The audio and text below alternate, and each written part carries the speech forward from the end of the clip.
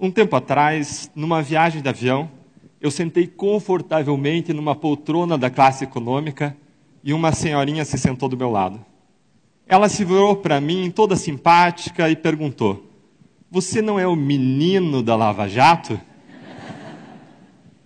Muitas pessoas nos param na rua para dizer: "Não desistam, vocês nos representam, perseverem." E essa senhorinha simpática virou sorrindo para mim e disse: "Ah, meu filho, isso aí não vai dar certo." Ela me fez lembrar daquela hiena Hard dos desenhos animados. Você lembra? O que mesmo que ela falava? Ó céus, vida, ó azar, isso não vai dar certo. Você conhece alguém assim, que perdeu as esperanças? Que acredita que o Brasil não tem jeito? É possível nós vencermos a desesperança e nós derrotarmos a grande corrupção impregnada nas nossas instituições. Mas isso depende de nós. Nós podemos reduzir o sofrimento humano causado pela corrupção, mortes em estradas ruins, desigualdade de oportunidades, falta de segurança pública, escolas péssimas, doenças causadas por falta de água tratada e de esgoto, aflição em filas de hospitais e tantos outros problemas. Lutar contra a corrupção é uma questão de justiça social, de compaixão e de realização de direitos humanos. Por isso, hoje nós vamos falar sobre sonhar, perseverar e ousar na luta contra a corrupção no Brasil. Bom, eu vou começar pelo sonho. Quando eu saía da faculdade, há 15 anos atrás, eu tinha um sonho de um Brasil melhor.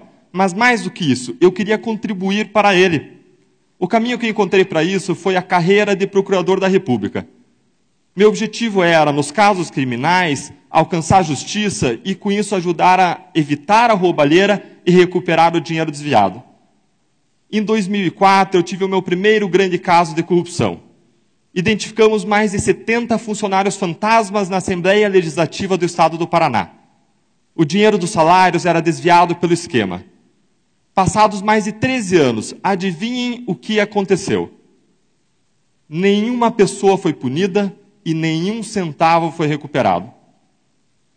Um ano depois, em 2005, eu passei a trabalhar no caso Banestado. Acusamos mais de 680 pessoas por crimes graves. Sabem quantas foram presas? Pouco mais de 10, menos de 2%. Em seguida, num novo caso, réus foram condenados, inclusive por corrupção, a penas que superaram 40 anos de prisão. Agora tudo seria diferente. Contudo, em 2016, os processos todos tinham ido por água abaixo por questões puramente formais. A minha história é parecida com a do Brasil num ponto. É uma história de fracassos na luta contra a corrupção. Um estudo mostra que 97 a cada 100 casos de corrupção comprovada acabam em plena impunidade. As engrenagens do sistema de justiça criminal estão concatenadas, ajustadas para não funcionar contra os poderosos. Foi nesse contexto que, no início de 2014, eu fui convidado para entrar na Lava Jato, um caso até então desconhecido, que era apenas uma montanha de trabalho. Como vocês veem, eu tinha várias razões para dizer não. Afinal de contas, nada que eu tinha feito até então tinha adiantado alguma coisa. Na vida, todos nós teremos frustrações correndo atrás dos nossos sonhos. Muitas vezes você não decide o que acontece com você, mas você decide a sua atitude diante do que acontece com você. Diante dessas frustrações, eu poderia amargar e desistir. Mas eu decidi não desistir. Eu decidi perseverar e aceitei o convite. Isso me deu o privilégio de fazer parte de uma grande equipe de agentes públicos que decidiu ousar por meio de um novo modelo de investigação. Com o trabalho inovador dessa equipe, o apoio da sociedade e uma série de sortes, foi possível avançar contra a corrupção e revelar um imenso esquema criminoso. Como esse esquema funcionava? Grandes empresas se articularam para inflar contratos bilionários com a Petrobras. Elas pagavam propinas para aumentar os seus lucros. Do outro lado, o interesse de agentes públicos casava com o desses empresários. políticos e partidos escolhiam a dedo funcionários, altos executivos da Petrobras, justamente para que eles arrecadassem propinas. O suborno fluía para campanhas eleitorais e para o bolso dos envolvidos. Os recursos iam dos empresários até os agentes públicos por meio de lavadores de dinheiro profissionais, que faziam o dinheiro sujo parecer limpo. As investigações comprovaram o pagamento de mais de 6 bilhões de reais em propinas e os prejuízos da Petrobras são estimados em até 42 bilhões. Como resultado, apenas em Curitiba, 282 pessoas foram acusadas por crimes como corrupção, lavagem de dinheiro e organização criminosa. 107 já foram condenadas a penas que somam mais de 1.600 anos de prisão. Muitas dessas pessoas eram e são poderosas, dentre eles 6 ex-parlamentares, um ex-presidente da Câmara dos Deputados. Em Brasília, apenas a colaboração da Odebrecht implicou quase 1/3 dos senadores e ministros e quase metade dos governadores. Além da punição aos criminosos, estão sendo recuperados aos cofres públicos mais de 10 bilhões de reais, quando a regra no Brasil é não recuperar nenhum centavo. O que a Lava Jato revelou na Petrobras já é muito grave. Mas as provas trouxeram à tona um monstro ainda mais assustador. Esquemas semelhantes estavam espalhados em vários órgãos federais, estaduais e municipais. Descobriu-se que políticos e partidos desonestos escolhem para cargos de direção de órgãos públicos pessoas incumbidas de arrecadar propinas. O dinheiro enriquece os criminosos e financia caras campanhas eleitorais garantindo a reeleição. Ou seja, a corrupção alavanca a permanência dos corruptos no poder, o que gera mais corrupção, o que gera mais permanência dos corruptos no poder, formando-se um círculo vicioso que deturpa a democracia e torna a sociedade brasileira prisioneira da corrupção. O esquema da Petrobras, portanto, é apenas a ponta de um gigantesco iceberg. Estima-se que a corrupção desvia no Brasil 200 bilhões de reais por ano. Bilhões! Isso me traz a um ponto fulcral. Não importa se você é de esquerda, de direita, de centro, de cima, de baixo, de lado, você tem algo importante para fazer com 200 bilhões. Você poderia, por exemplo, triplicar o orçamento federal em saúde ou em educação, ou multiplicar por 5 tudo que se investe em segurança pública no nosso país. Se você quer um país melhor, não há como alcançá-lo sem nós enfrentarmos esse problema. E pela primeira vez as coisas começaram a dar certo. Agora, o que a Lava Jato faz é um diagnóstico. Mas não basta diagnóstico, nós precisamos de tratamento. A corrupção sistêmica pode ser comparada ao apodrecimento de maçãs em um barril. O problema não é resolvido simplesmente retirando as maçãs podres. É preciso mudar as condições de luz, temperatura e umidade que fazem as maçãs apodrecerem. Muitas pessoas acreditam que a Lava Jato vai transformar o Brasil, mas é preciso ir além da Lava Jato. Isso nos leva ao final do ano de 2014, quando, para atacar causas centrais da corrupção, foram desenvolvidas propostas legislativas que ficaram conhecidas como 10 medidas contra a corrupção. Elas foram uma iniciativa inédita e ousada do Ministério Público em conjunto com a sociedade civil. O seu objetivo era prevenir a corrupção, reduzir a impunidade e recuperar o dinheiro desviado. Elas alcançaram o apoio de mais de 2 milhões de brasileiros que, por meio das suas assinaturas, as tornaram um projeto de lei de iniciativa popular. Em 2016, enquanto o Brasil chorava a tragédia que vitimou o time de futebol da Chapecoense, a tragédia de avião, na calada da madrugada, a Câmara dos Deputados destruiu as propostas. No lugar das medidas anticorrupção, foi aprovado um projeto que objetivava amarrar as investigações. Novamente, nós podemos amargar e desistir. Lembre que muitas vezes na vida você não decide o que acontece com você, mas é você quem decide qual é a sua atitude diante do que acontece com você. Nós poderíamos amargar e desistir, mas eu decidi perseverar. De lá para cá, contudo, eu tenho visto muitas pessoas amargarem. Para piorar a situação, uma sucessão de notícias ruins se acumularam que soam como mais fracassos na luta contra a corrupção. Malas de dinheiro circulam anos depois de iniciada a Lava Jato. Ministros soltam e ressoltam políticos e corruptos poderosos. Regras que beneficiarão corruptos são gestadas no Congresso Nacional. Há rumores de que o Supremo Tribunal emitirá decisões que implicarão imensos retrocessos. Essa sucessão de fracassos alimenta dentro de nós um inimigo poderoso dos nossos sonhos, que é a desesperança. Para nós entendermos como a desesperança atua, vamos viajar a um laboratório da Universidade de Pensilvânia no inverno de 1965. Lá, pesquisadores começaram um experimento com cachorros, que, embora seja desagradável e eticamente questionável, tem uma preciosa lição a nos ensinar. Cachorros de um primeiro grupo foram colocados dentro de um compartimento, um de cada vez, em que eles sofriam choques elétricos regularmente.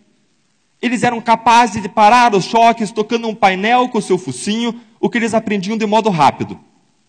Já os cachorros de um segundo grupo foram colocados dentro do mesmo compartimento, mas nada que eles fizessem era capaz de parar os choques.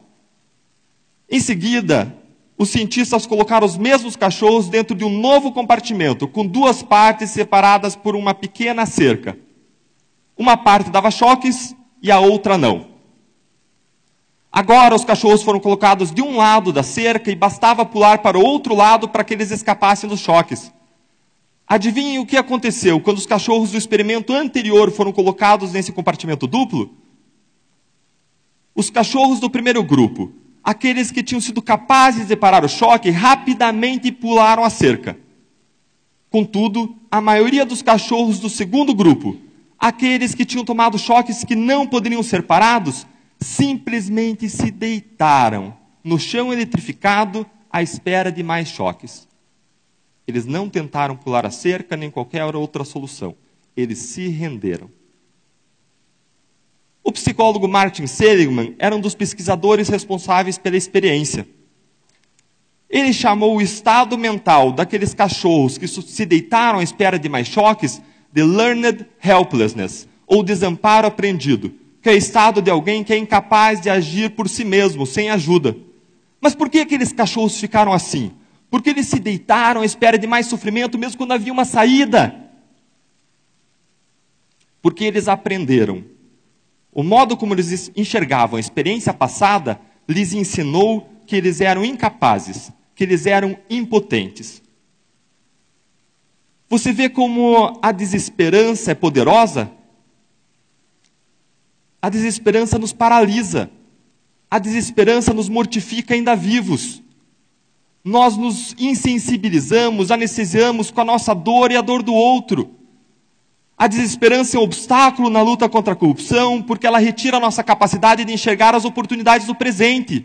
Nós nos tornamos incapazes de mudar a realidade, mesmo quando isso é possível, sonhando, ousando e perseverando.